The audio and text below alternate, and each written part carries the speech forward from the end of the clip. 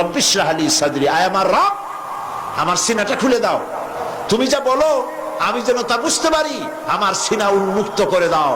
ওয়াইয়াসসির লি আমরি, আর আমার জন্য তুমি যে দায়িত্ব দিয়েছো সে দায়িত্ব পালন আমার জন্য সহজতর করে দাও।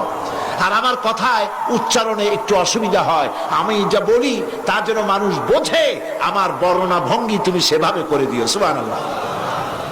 দোয়া কবুল হয়েছে না হয়নি? নবীর দোয়া কবুল হবে না হবে কার দোয়া? দোয়া কবুল।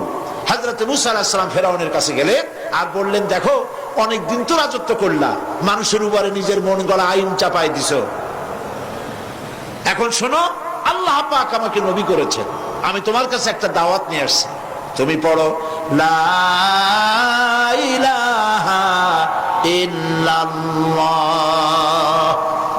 ফেরাউনের অর্থ বোঝে নাই, কি বলেন?